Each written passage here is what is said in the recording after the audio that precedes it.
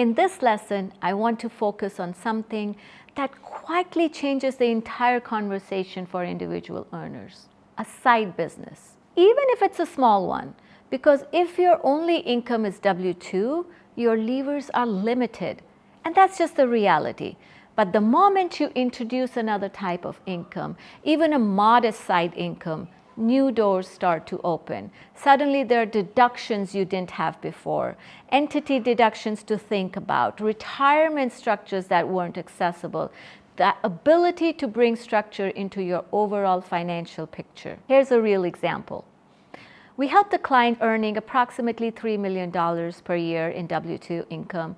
He had a great income, but from a tax planning standpoint, he almost had no leverage. Pure W-2, so most of the traditional business deductions like depreciation strategies and retirement structures were just not available for him. So we asked a different question.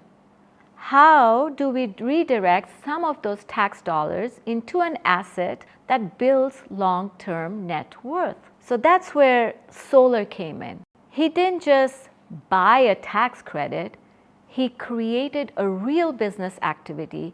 He acquired solar assets and started leasing them to third parties.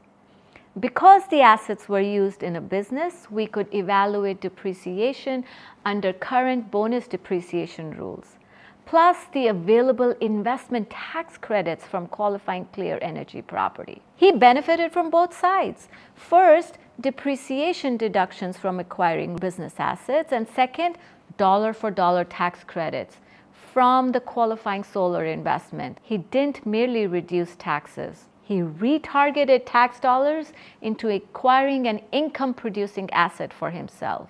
Instead of sending all of that money to the IRS, he used part of it to acquire solar assets that could create cash flow, generate tax benefits, and help him build net worth over time.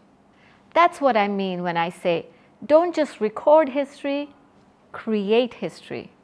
Now, I'm not saying you should just go out there and start a business just for tax reasons. That would be a terrible idea. A side business should exist with the bona fide business purpose.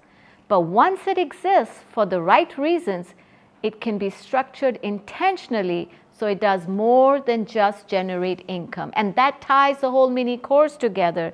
Every strategy in this section only works under specific conditions. QOZ only matters if you have capital gains. Oil and gas only works if you have the right profile. Charitable strategies only matter if giving is already part of your plan or you plan to make it part of your plan. Short-term rental only works if the activity meets the rules, and a side business only helps if it exists for real bona fide reason. The strategies that work for you are the ones where your situation already supports them. For this lesson, look back at the priorities you wrote down at the start of this mini course. Circle the 2 strategies that fit your situation most clearly today. Those are your starting points. The right combination matters more than the number of strategies you use. See you in the next video.